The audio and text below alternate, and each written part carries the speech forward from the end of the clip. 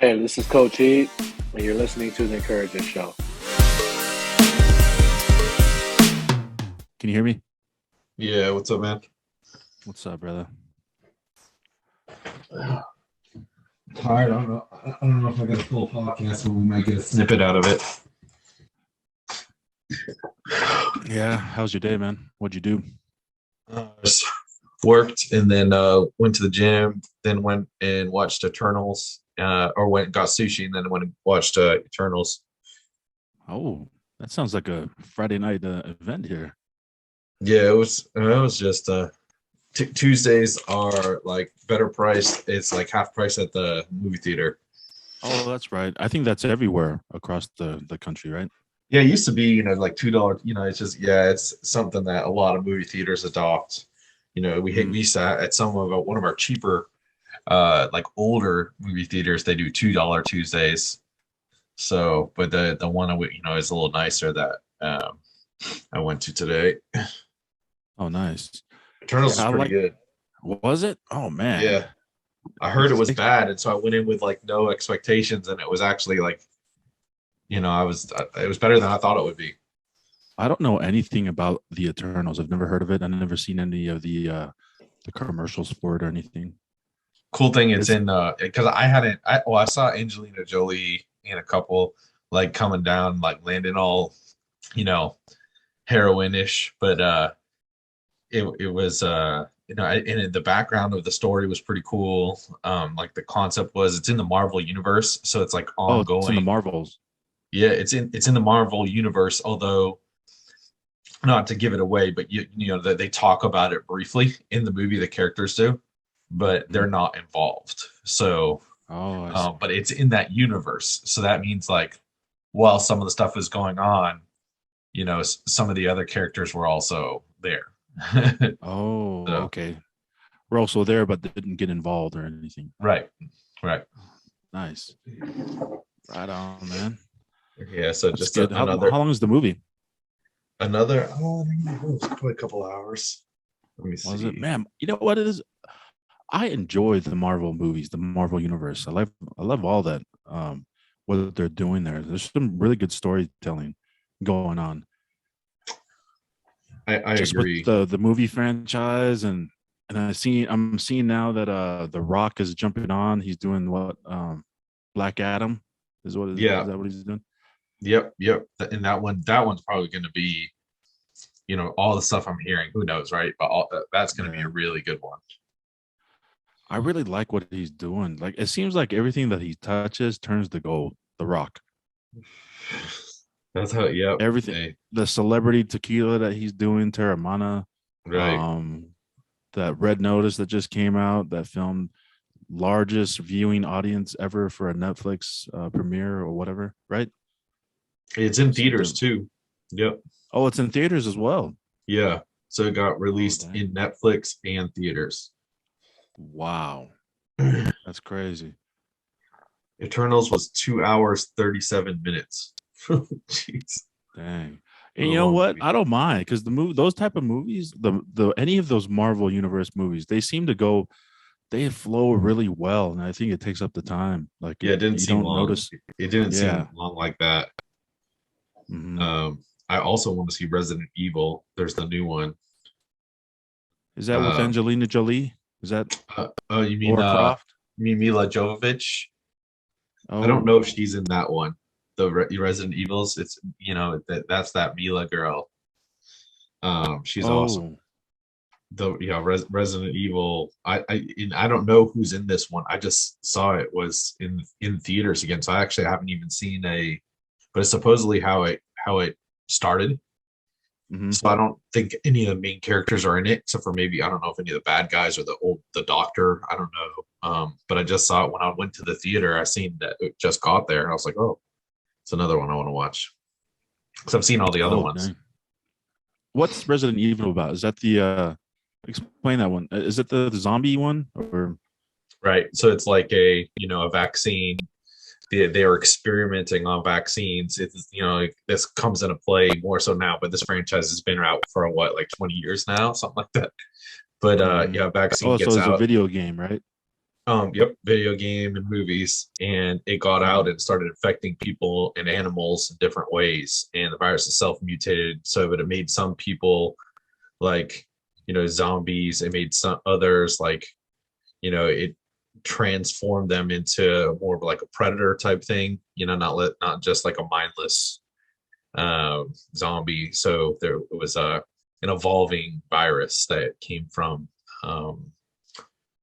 Can't remember the name of the company, but yeah, it's like, they were experimenting around and it got out, and maybe they let it out on purpose. I don't know. I think that's what this one is about, is like Hmm. the origin story. Oh, okay. That's cool. So this is how many movies in are we for Resident Evil? Is this Resident Evil 3 or something? I'm more than that. I think this is the sixth, fifth. Oh, Let me this look wasn't at. Laura Croft, right? This is not her. This is No, it's not Mila Jovovich. Mila Jovovich. Okay. I'm gonna look Yeah, her up if right you now. if you Google her, you'll see, like, you'll recognize her face right away.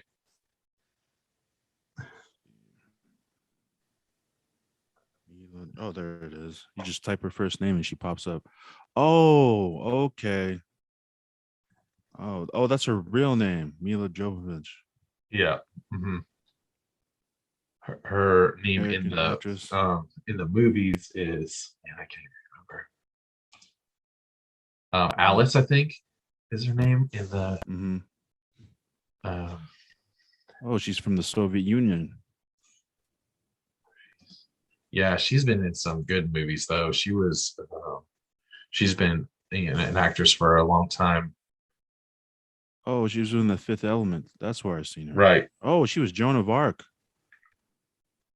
right, Okay. right. The Messenger, the story of Joan of Arc. Um, she also portrayed Alice in the action horror film franchise Resident Evil, which became the highest grossing film series to be based on video games. Oh, dang. Nice. I don't think I've seen any of the Resident Evils actually. No. So yeah, this is the sixth movie. Oh, Looks dang. like 1, 2, 3, 4, 5. Oh wait, sixth, seventh movie. It's because all the other ones had her in it, Mm-hmm. and I don't think she's in this one. I don't know. Again, I haven't even seen the trailer on this one, but um, yeah, that's right up my alley. Apocalyptic, end of the world kind of stuff. I like watching all those kind of movies. Yeah, and I enjoy them too. I really like them. Just the science behind all of it. And you know what the thing is? It's so fascinating because those movies are kind of like becoming true nowadays. The way things are going. Right. That's You crazy. know what I mean? Yeah. Just weird, bro. Just going on weird stuff. Any developments on so yeah, no, I wanted to so the DC universe completely different from the Marvels. But do you think The Rock he's gonna resurrect that the DC universe? It's like something is going on with the way they do storytelling over there. I don't know. The Batman series, the Supermans, they just don't flow well for me for some reason. Not like in comparison to the Marvel universe and the way they do their storytelling, completely different. You know? Yeah, I mean, of course, two different franchises, and I think a lot of it has to, like, I think a lot of it has to do with who did you like as a young kid, and who did you really, so I was a fan of Superman. So like early on, the DC side resonated with me a lot because I liked Superman was my favorite. Superman and Hulk were two of my favorite Mm, superheroes. And so of course I loved anything about them. So you almost will, when you obsess over it, like the quality of the movie and the production is not as becomes less important, I think, if you are obsessed. So yeah, and so you look at it now, like, you I guess you could probably say Marvel has been dominating. I wonder if the numbers yeah. support that. Mm, But yeah, Black Adam's going to come right up there. So that's going to be insane. It might swing it. He won't get involved unless he has great people behind him. He can afford to be picky, yeah, and how hard he works too. So I mean, yeah. you can't you can't look like he does without working harder than rest of 99% of the world. So Well, what's his thing? What's his mantra or whatever? It'd be the hardest worker in the room. right, Yeah, he totally that does could that. apply anywhere, right? Yeah, and then with the storytelling too. So I hope he got some people over from Marvels to come and help out their universe, because I don't know, all the different Batmans that have been out. Not one of them has just has really I don't know, like sat well or sat well with Mhm. me. You know what I mean? Is the Joker is that the DC universe?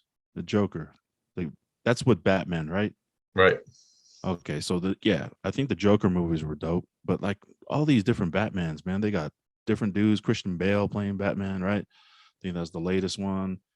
And some other We're dude. What's it? we're getting older, so it's just like now we're having to see. But I do think, like your point there too, they couldn't leave it alone. Like leave it alone, have some time between the movies, Mhm. and longevity of character is what like kind of makes you attached. Like that's why like for example, the Bond movie, he's been for 20 years he played Bond. There's just like there's Yeah. such strength to the story when you have a good actor stay with it. And you can't, on that side of things, you can't get them to stay, and they don't seem to choose like I don't know that I guess that first Batman movie with Christian Bale was pretty dope, like the origin of how it came to be. But Mhm. then I don't know, it started to fall off for me after that, and and then they're of course changing characters. They're having a new Yeah. actor, and it just gets tough. Who was It your gets favorite Batman out of all the different ones? There was I just googled it. There was bro. dude, Nah, there's oh, well, that's a there's tough the question. TV there was a TV miniseries, right? But we're talking the movies here. Which movie Batman was your most favorite one? Which movie or which actor? Or which actor Batman played the best Batman for you in the movies? Okay. Because I'm gonna list them off. There was Val Kilmer, George Clooney, Christian Bale, Ben Affleck, and David Mazouz. Oh, Who's I think David he's the Mazouz? most. Yeah, I have But the no most idea. I think, yeah, he's the most recent one. I think. In the darkness, he's in the man, isn't Edward from vampire movies the new one? Isn't he Is the he? new Batman now? I don't know. I'm not sure. Christian Bale. I thought no. Christian Bale, was he dope? I don't know. I don't I know if like he I was liked dope. Christian Bale a lot. This one's really hard to like decide on. Mhm. Um, George Clooney. I don't know. I don't know. no, because I don't yeah, like any of them. No, who was the first one that did the movie? Was it Val Kilmer or some other dude? Val Kilmer. I was just so young. Like to me, he did a pretty good job. Uh, Mhm. um, There is. Let's see. yeah, Adam Will Arnett West. played him too, right? So Really? I think so. Jeez, man. I have to say Christian Bale is probably my Christian favorite Bale. one. Yeah, I think he talked the most weird. Like his the way he yeah, talk. What are you gonna do when we right, come back? you know? right. I definitely didn't like his voice. Yeah, Robert Yeah. Pattinson is the new one. Oh, is that the new one? I'm gonna look him up. Yeah, Robert. that's the dude from the vampire movies that Edward, the This vampire would be a new werewolf take. movies. Yeah, he was Edward. Yeah. Yep. Okay, so he's the latest one. Yeah, he's the newest one that hasn't released yet. He looks more like he could have been a Joker instead of a Batman. Right? Right? That's what I Mhm. thought.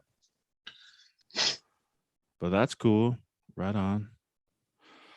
Yeah, man. I hope Black Adam just comes out and just is fierce with it all, man. Right. I do. Um, I I have no doubts there. Yeah. That's gonna be good. What other Uh, movies are there out right now? I know the Red Notice is out, and you just watched the Eternals, which is so dope. Do you think the movies are making an uptick? Are they coming back? well, I think you're gonna draw attention to it with Black Adam. So, you're probably gonna have the money follow once that happens. There is this Polynesian guy. His name is Tanoi Reed. Yeah, And he is, isn't he the body double for The Rock? yeah, he is the body double for The Rock.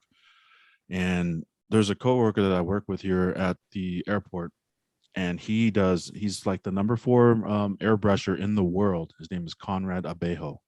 I think I'm butchering his name. But him and Tanoi are really good friends. And I was telling him, man, dude, we want to get this dude on our podcast just so we can, expose everyone to what it takes to be a stuntman. Actually, he just recently became the number 1 stuntman in that industry, or like the number 1 stunt dude in the industry, in the stuntman industry. He was just awarded some kind of like a big award or something. Dude, I was telling Conrad, I was like, dude, can you hook it up, man? Can we get this guy on the show? Just so we can, you know what I mean? I'm hitting up everybody in the DMs. Let's do to it. try to get them in the show. Like hit up Dinah Jane. I don't know how many times. Just send her messages. Who else? The dude for the Philadelphia Eagles that plays. Shoot, all these different athletes, and it would be nice to get him in there just to get some perspective and just to talk about what it means to be a stuntman in the industry. So go ahead. Tanoi Reed, dude, if you're listening, please, man, come up on the podcast. Let's talk some stuff. Let's do it. No, you know what I'm saying? And then we have a special guest tonight. Looks like we have Coach Heat. Coach Heat, welcome to the podcast. What is going on, guys? How you doing today? What's up? What's up? Oh, nothing much, man. I'm just over here. Sorry if I'm walking around. I just drove back from Tahoe. I work up in Tahoe, so okay. Just got back and I'm ready to eat. I'll eat and talk to you guys. Is that cool? Yeah, man. Welcome. Yeah, thanks for hopping on. So we're here with a special guest tonight, Coach Heat. He's from one of the founders of the Reno Heat program, athletic youth program here in Northern Nevada, one of the top recruiting, not recruiting, but 7-on-7 programs in the Northern Nevada, Northern California area. Pleased to have him on as a special guest tonight. And Coach, go ahead and introduce yourself. This is Jake. Jake, go ahead and introduce yourself to Coach. Hey, Coach. So, yeah, my name's Jake. So I have I don't know if you've listened to the podcast, but I've known some of these guys from my college days, 15, 20 years ago. And so, met them around the mix, so around sharing some culture, and was able to kind of build up a friendship that's lasted a long time. So I'm an East Coaster. I met a lot of these guys up at Rick's College or BYU Idaho, and that's what's up. And then it's a long story, I'm sure, but long story short, it's really combo what connected us all and kind of built our friendship, and around the music, the brotherhood, that all that side of it, is how I kind of met everybody. And I lived out west for a number of years, but I'm currently out in North Carolina right now. And there you go. Yeah, lived here for about 9 years. So when I get a chance, I come back out west here or there. But yeah, that's just a little summary of who I am and how I know these guys. Okay. Well, my name is Sidney Heather. We've they call me Coach Heat on the Twitter handle. Oh, sorry about that, man. My mouth is drooling because I'm hella hungry. You just get back from a workout? No, I just got back. Oh, that's right. No, that's right. You got back from work. I'm sorry. Yeah. So, my name's Coach Heat. What we do over here with the Reno Heat, like Namoa was talking about, pretty much, we started this program about 5 years ago, and dang, has it been 5 years? It has, man. It has been 5 gosh. years. So yeah, crazy, huh? Did this 2017. Now we're ready to go into 2022. you know, Wow. and so it's been 5 years, and since we started this, exposure platform here in Reno, and pretty much it all started off with one kid, that went to Reno High, our family member, and he pretty much opened the door to Reno Heat to find the talent that's out here. But what we did is we actually started the first 7-on-7, 7-on-7, exposure team here in Reno. And I believe, what was it, Namor? I believe we started off with 17 kids. Yeah, 17, 17 kids, and maybe more. yeah, I think the first group was 17 kids. Out of the 17 kids, we had 12 go D1 out of the 17 kids, or it could be more with that. Um, but yeah, and it's grown ever since. So we kind of took a, just like anybody else, we kind of took a hit on COVID, so we kind of had to level off, the last 2 years with it. But we're ready to come back strong this year, 2022. Um, and so pretty much what I do, and like I said, I really, I was just one of the people that helped create it. It was a family member of ours, Patekaho, that was also part of it too as well, and obviously Namoa, too as well, um, and pretty much, what we do is, we encourage these kids to still live out through their dreams, and continue to believe. We're pretty much the ones that we believe in it. Regardless of the situation, that if you don't have any offers or anything like that, you know, we're the ones that are going to help these kids here in Reno to get exposure through camps, through 7-on-7, and to also get their name out through all these college programs, no matter if it's D2, D2, D1, D1 level, small D1, FCS or FBS, or Power Five. We're gonna help these kids, we're gonna help these kids get the exposure, and it's been a blessing to see these kids. Namor could tell you, to see these kids start, to see these kids, playing D1 where they were overlooked, and now they're on the next level, and so our program really does work here in Reno.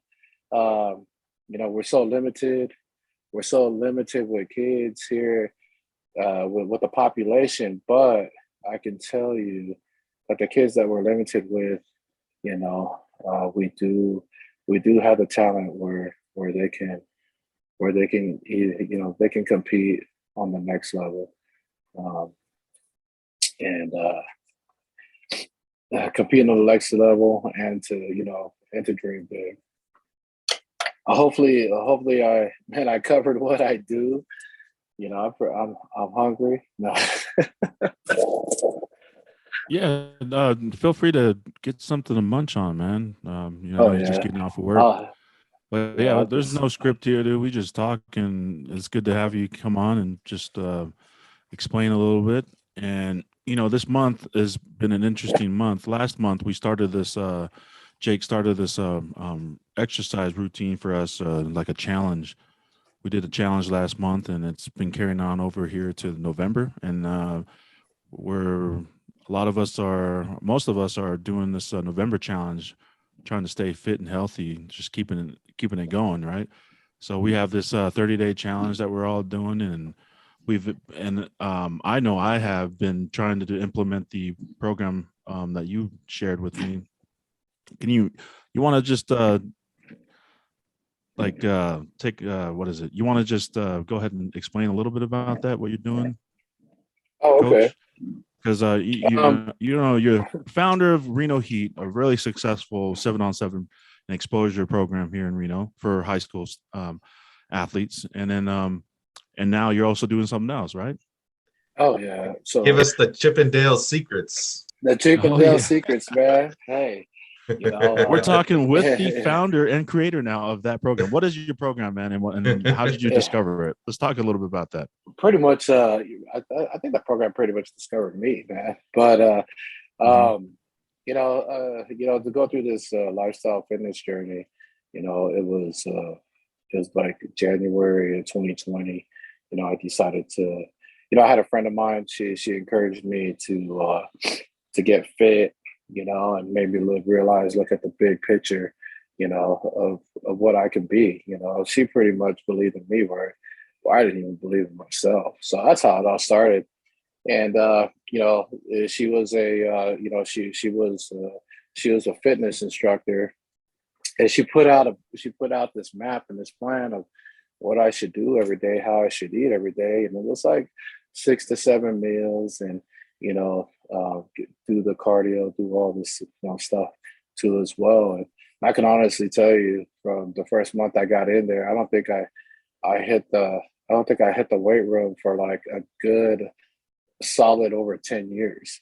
I had no idea where to start. So um, January 2020, I think what I did, well, obviously I know what I did is with even like not even a doubt, like I couldn't lift the weights. I just went on the elliptical and did like 45 minutes to an hour every day, just because it was easy on my joints. And I was weighing at like 315 pounds at the time.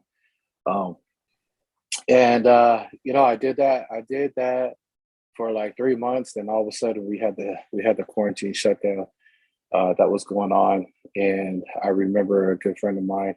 He has a trucking company here in Reno, and he had about 20 offices. And he converted two of them into weight rooms. And so during the quarantine, I was still during the quarantine. We would head over there and work out. I think I was there for about a year. And as I was going through the fitness journey, I was still losing weight, and until I got to February of this year, and I was really trying to eat this 6 to 7 meals, and I'm like, man, I don't know if I could do this. And I go, man, because every time I was eating, man, I was falling asleep. I could just feel my body, the digestion, and especially if you're driving. And at the time, uh, I was working driving, and I would fall asleep, because all these meals that I was eating, even if they were smaller meals. So one day, I was looking at programs, and I was like, man, there's got to be ways that I can do this. And I found this program that was on the internet, but then, as I was doing research on it, I was looking at it, I was like, oh man, I wonder if this would work if I can continue to, if I could, mix it with my schedule. Um, as more as I was trying to do it, trying to mix it in with my schedule, I was still waking up at 3 o'clock in the morning. I was waking up at 3 o'clock in the morning, knocking my workout out, and I would take like a quick protein shake, and and I would go throughout the whole day, not getting my like not eating till about, I believe, like 1 or 2 o'clock. But I started noticing things were like happening. I was like, man, this actually feels good, but I was still feeling tired. I was still feeling tired, wiped out throughout the day. And what I did, because I started looking, I was like, man, I'm waking up at 3 in the morning, and I'm working out till 5 in the morning. Then I got to go to work. And my job at the time that I was working 12 to 14-hour days. And I was I was really getting exhausted, until one day I said, how about if I kind of like, move my workout, because after you're done working out, man, you got to eat a lot. And so what I did is I moved my workout into the time frame that I got off work, that I started eating, and I couldn't believe the results that I was getting. And and And I started noticing as I was doing this, I started noticing that my body was starting to change, and I started noticing that that when I weighed myself at that time, I was at 240 pounds February. Then when I came back, I think it was about 7 months later, I was still like at 240 pounds, but my body transformation was just, it was unreal because it was taking all the muscle off, it was taking all the fat off, but the muscle was still there. Then I came to realize how this program, what I noticed is that what I noticed, and like I told Namo at the time, and I told like, a few other people at the time, I said, Matt, wait a second, this program. So I just put a picture of you, Oh, okay. what you're talking about. Oh, okay. And I The said, this people that. program, So yeah, I just put a picture of Sid, what he's talking about right here. He's of his weight at 240, and then an after picture. So if you see the video version, you'll see this picture. It's a before and and I get after. right, And in this picture, you're still the same weight, right? 240, and then the one on 240 the and left, you're still at 240 on the 240. right. Oh, okay. Absolutely. And what I come to find out is that I couldn't, because and the one thing I learned, because I was getting really discouraged because my weight wasn't dropping, and and I was like, man, dude, why am I, fitting? Why am I fitting? I go, the weight is not moving, but my waist is getting smaller. The waist goes not dropping, but the waist is getting smaller. And I come to find out, I had another friend of mine. She was a fitness competitor, like a bodybuilding or no bikini, and she pretty much told me is that you what you did is you figured out how to keep what they call muscle composition. Is you already figured out how to take the fat off to where you could keep the muscle. But then she went in deeper. Then she went in deeper to me as we were talking. She goes, your your culture, your heritage is built different compared to everybody else. Is that you guys are bigger. Your Polynesian people, you guys are automatically built with more mass. You're genetically, you're built with more mass, and you're naturally built with big muscles. Big muscles, and that's she was telling me this, and she goes, I think what you did is you pretty much, cracked the code to where you can, where you figured out where you figured out where the time frame that you're eating at, and to and to where your body's at, is pretty much taking all the fat away. And that's when I realized, when she said that, I realized that things really just started flipping in my mind, and I started realizing the time frame that I started to eat. And I really started, and I went back to my childhood, how I grew up, and I said, wait a second, this is how I used to grow up. Because and I remember my parents, they never made breakfast, and they never took us out to lunch. And what they and I I think will that's how we contest all. them. Yeah, that's how we all grew up, man. We never ate Yeah, breakfast. yeah, we never ate breakfast. We never ate lunch, and Mm. We go to school to eat and lunch. exactly. And what did our parents used to always say? Especially well, I know in a Tongan house, what they would say is, "Hey, after school, you come home and eat." So I automatically knew. I said, "Wait, my mom and dad." Well, my mom and dad would never make us any breakfast, and when lunch never came with lunch. But hey, when we came back home from school, there was a big dinner. There was a huge dinner that was there. And that's one thing I've always remembered when I was young. I go, man, I knew I wasn't going to eat breakfast. I knew, if I did eat lunch, I'd eat lunch at school. And and I barely even ate lunch, because I was always wanting to play. And when we come home, even after we did sports or anything, there was always a big, huge dinner. And that's when I knew, and I said, wait a second, this is how our culture and our heritage grows up in the islands, is that this is normal. And here they call it intermittent fasting.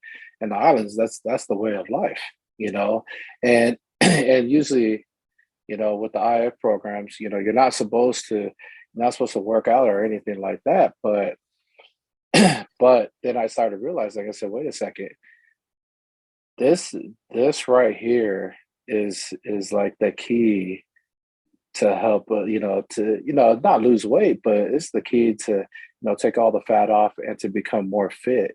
And as I started to figure out how this program was connecting, like, to my life, like, to how I grew up, I started thinking, I started looking into how the islanders, in the South Pacific were living back way back in the centuries, like, 500 years or 1,000 years ago, is that they were natural born. They would wake up in the morning, hunt all day, farm all day, and they would, after they would do all that, they would come back with all their food at the end of the night, and they would start eating.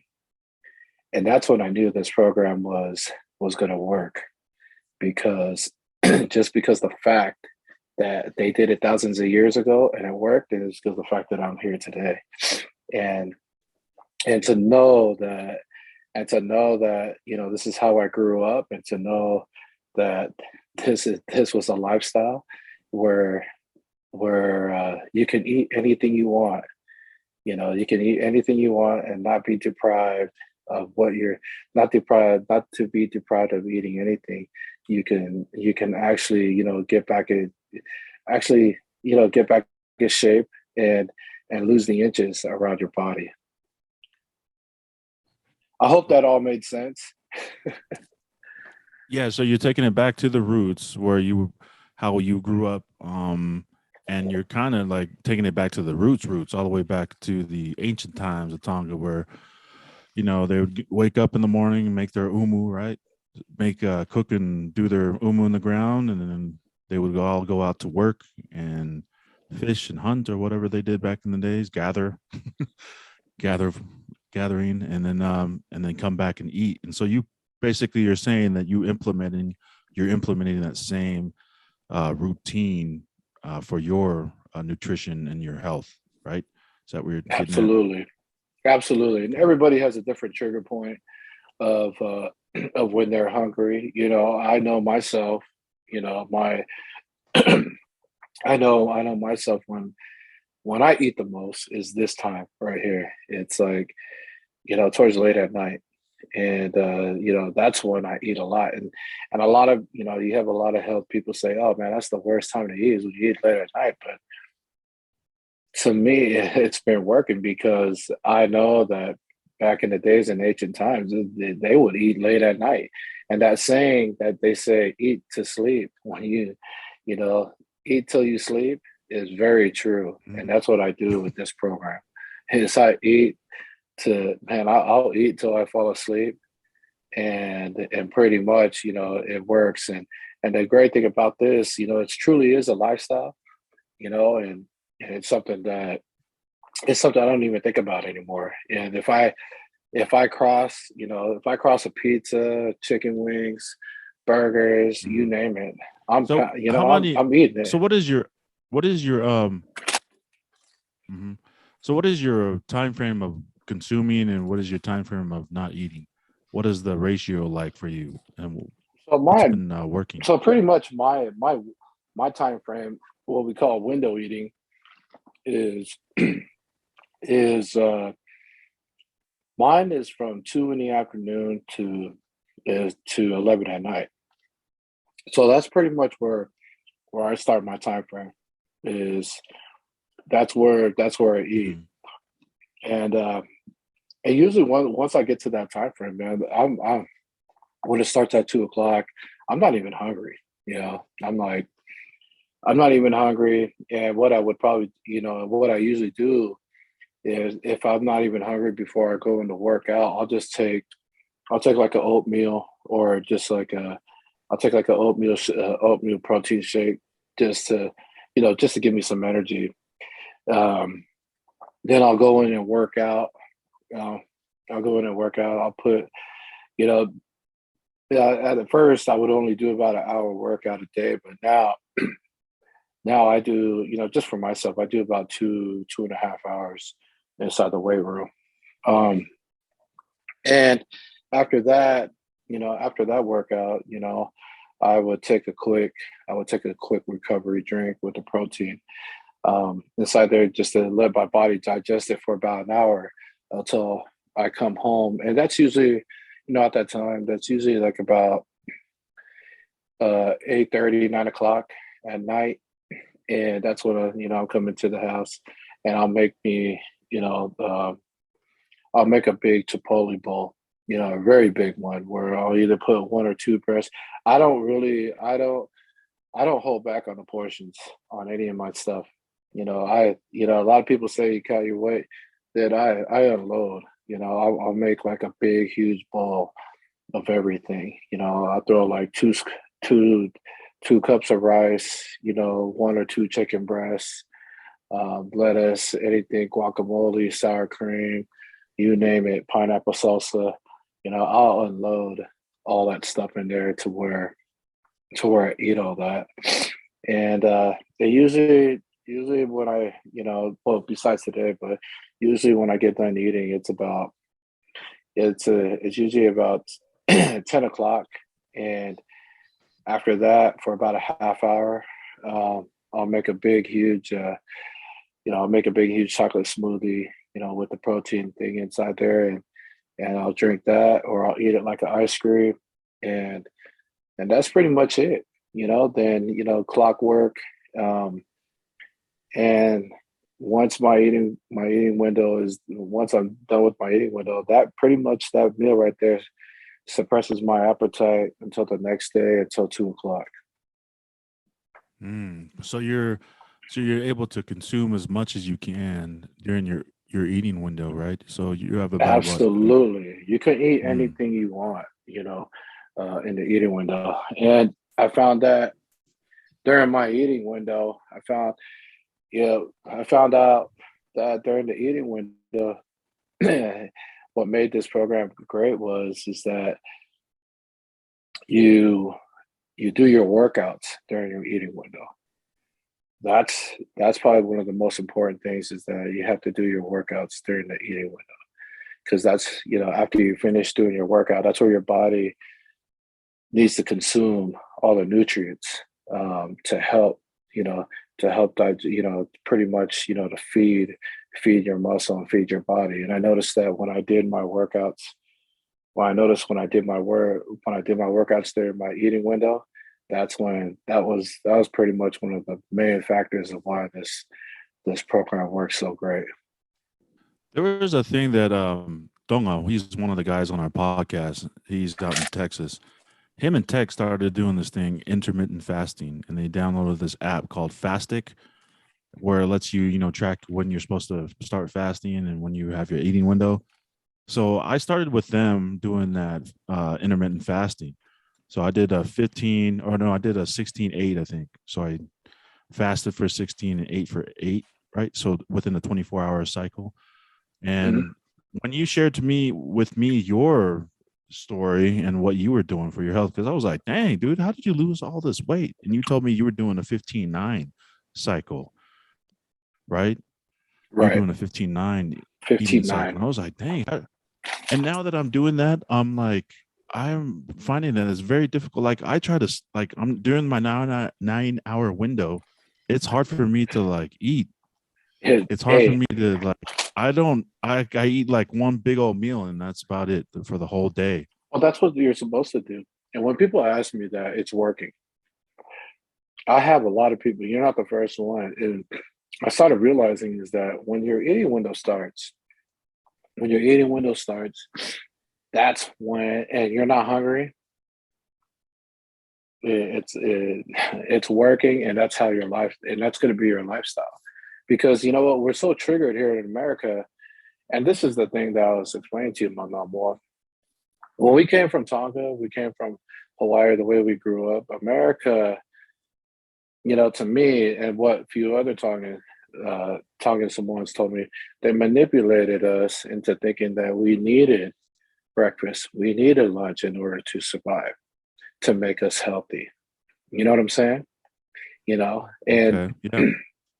oh no, and the thing is that we got so trained as as we were going into high school as youngsters that we have to Hmm. have breakfast, we have to have lunch, you know, we have Bacon, to have eggs. all this bacon, Hmm. eggs to eat all that to be healthy, which which it was all hogwash because our because you know if that was the case, you know, we would have been doing that back in the islands. But we Well, did you know know? that. Did Oh, you go ahead. know that? No, did you know that breakfast eggs and ham or whatever the typical breakfast was back in the days? That was all like by design to like that was all like created as a marketing ploy to get people to eat more eggs and milk and all this stuff. So I'm not sure if anyone really understands that, but they're back in the day when you had their that was all like a marketing ploy to get more bacon on your plate, get more um, business for the bacon companies, the egg farmers and stuff like that. So it was all like kind of like designed in a way. You can look that up. Someone can Google it to Yeah. fact check me on that. But yeah, go ahead. Oh no, no, no. That's a great that's a great point.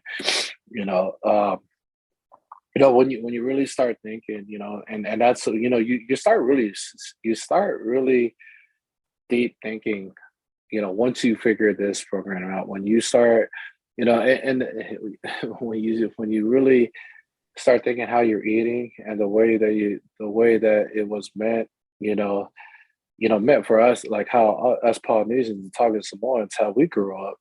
It, you know, it was a way of life. You know, we never really thought, you know, it to us as when we were kids. You know, no more. You know, remember, we never really thought of eating. You know, when we woke up, you know, it was all get up and go do your chores and go get things done and pretty much when we ate it was always at nighttime. It was just that Mhm. when we came here we started going to school, you know, they had breakfast, they had lunch, then in between breakfast you had to take snacks, you know, and it pretty much trained us as we got older into high school that you had to eat breakfast, you had to eat a snack, you had to eat a lunch, and we pretty much, you know, ate like that. We became pretty much became obese. But I realized that you know, this program that I made is that our, you know, and the, you know, you know, not our generation, but our culture and our heritage, we're we're different. We're built different. You know, our culture and our heritage built different, and just like how I was explaining it to you, you know, it's you know, we're bigger people. You know, we're you know when people think of a Polynesian or anything like that, they don't think of them small and skinny. They think of them big, heavy peoples because guess what? You know, that's the type of food that they like to eat. They like to eat heavy. And it was the analogy, it was like the description that I was, you know, I told you that one day is that, you know, you have two different cars. Mm. You got your city car that you have, Mhm. then you got your Mack diesel truck. Your city car pretty much runs on regular fuel, anything that goes around inside town. But your Mack truck goes on diesel, you know, and you got two different type of vehicles. You got one that goes in the city and one that goes up in the mountains in 4x4. Mm. Well, that's pretty much who we are here as you know, Polynesian. We're like we're built like the Mack truck, man. You know, we take you know, we pretty much are like, you know, we need diesel. We need diesel fuel to fuel our bodies. You know what I'm And saying? and And our bigger loads. and our bigger loads, heavier, right? heavier loads to go up the Heavier mountains. loads. Exactly. Yeah. So, you know, and that's why, you know, that's why this program makes sense, you know, and the reason why when I explain, I pretty much explain it like this to everybody, but not really into detail, because when I get one-on-one with them, Yeah. That's where the pretty much magic where happens. that's where the magic happens. Because anybody could take this format and chop it up and use it, but you really gotta, when I sit down, I talk to them about it. That's when it really hits them hard, and especially with the Polynesians, the Tongan Samoans, man. They really start thinking, and they really start thinking like they go back how they grew up, and you start asking them, man, when did that's the first thing I asked her. So when did your mom and dad ever make you breakfast? And they'll look around and like, man, they used to never make us breakfast, And I go, they, they may start laughing, they're like, man, you're right, man. This is the program. I go, pretty much it's like, that's how you grew up. And the thing is like, like I was telling, like I tell all of them, I said, man, you should never deprive yourself from good food. I said, that's who we are.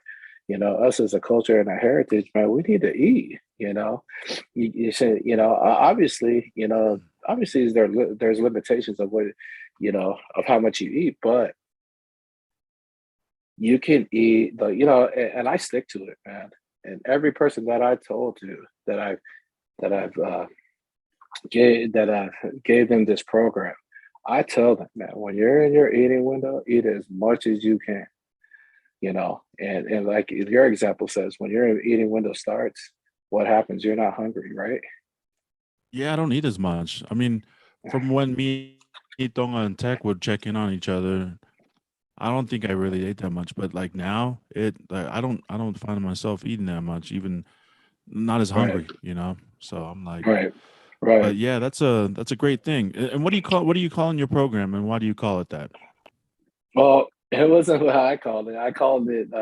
I just wanted to call it the Island Heat. Mhm. I just wanted to call it the Island Heat workout, but a friend of mine, she was the one that was helping me marketing. She said, "Hey, let's call it the Island Heat Chippendale Workshop." And I started, first I started laughing, but then she goes, "No, it's a great name, because what's going to happen is that, everybody's going to laugh about it, but every man wants to be a Chippendale, or at least that's what she was telling me. And we always think about it in our dreams." but But that's what we ended up calling Island Heat Chippendale Workshop.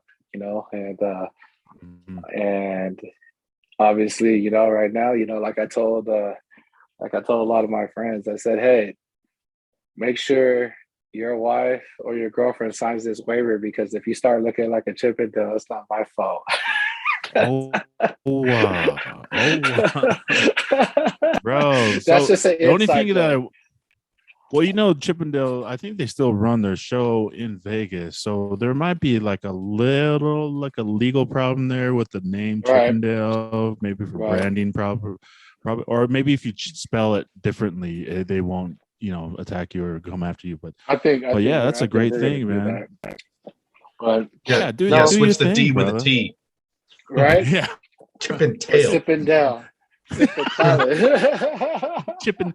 Chippendale. There you go. But Put the the T, throw the great thing T up in about there. this this workshop, this program, that it's actually made me keep in touch with a lot of people that I used to never keep in touch with, and Nice.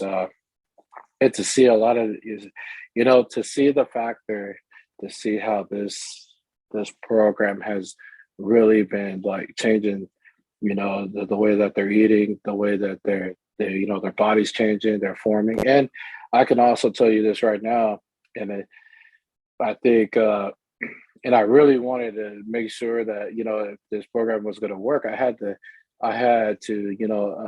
have Polynesian girls do this program, and I Mhm. couldn't believe the results. you know I So you couldn't got believe men the and results. women, I right? You got got men men and and women doing women. this. Right on. Yes. And man, their transformation has been unbelievable. Especially the women. And that's what I told that's what I was saying to some of the men. I said, hey, hey, when women get a hold of this, it's gonna catch fire because I've seen some of their progress and their transformations. Man, it's been really exciting to see. That's awesome. Well, I'm actually glad to talk a little bit about this because I'm glad that you're not sending me half naked pictures of yourself anymore. Right?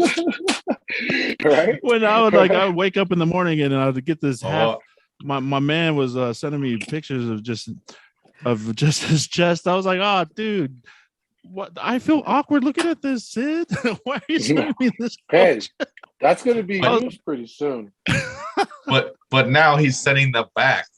Right? Oh yeah. Right? Well, I took a before and after picture. I took my before pictures. I sent you those, Coach, and hopefully I'll be able to send you half naked pictures of myself soon here. So be able to share with the world. Like but I no, said, I've been so you have to have your yeah. girlfriend sign that waiver, man. Okay. Yeah. No, but it's awesome, man. I love what you're doing. And man, it's inspirational, bro. Like, even though we all laugh and everything that, about the name or whatever, and your pictures that I feel uncomfortable looking at on IG stories. But man, it's great. It's great. No, it's great because you're sending, you actually did the work. You put the work in, and now you're benefited. And then no one can tell you anything that you can't. I mean, that it doesn't work, right? Because there's proof in the pudding. You are who you are now in the result of putting all the work in. So Right. yeah, it's great and it's inspirational. And for this 30-day workout, I've been implementing your workout in my routine, man. For these past 30 days, I think we're on up. day 23 or day 22, right? Day 23 tomorrow. Right. Right. So I implemented your plan, and I'm feeling tight, right? I'm feeling good, feeling way better than I've ever felt before. I can bend down and tie my shoes without me huffing and puffing. I can take a squat and actually bend down. And I work at as a baggage service handler at the airport, so it's easier for me to handle the baggage now and everything like that. And it's just. Right. It's been 22 days of just positivity, because I don't know a lot of people know this, but if you get with the program, Coach actually sends you positive motivation, positive reinforcement throughout the week, throughout the day. Right. It's a great program, and there's nothing I can lose but gain and benefit from running this program. Not only that, but I don't know what to do at the gym. A lot of us go to the gym and I don't know what thing to grab and start lifting or how to do this, but your program lets you modify it to yourself, but then it gives you a blue book, or what is it called, a blueprint of what you can do in the gym. Right. Yeah, blueprint, right? And so that's another thing that I like that you shared with me through this program. So hopefully I can look like a Chippendale after this 30 days or whatever, but after the 30 days, you're gonna I look like a intend rock, to man. continue. Hey, Man, I'm trying to. Look like a rock. You're gonna look like a rock. I one thing, I'm trying I to. can always tell people. I thought of a slogan for you. So What's that, Jake? Based on what Notis just said, hit up Coach, and he'll show you where to grab in the gym. There you go. Hey, there you go.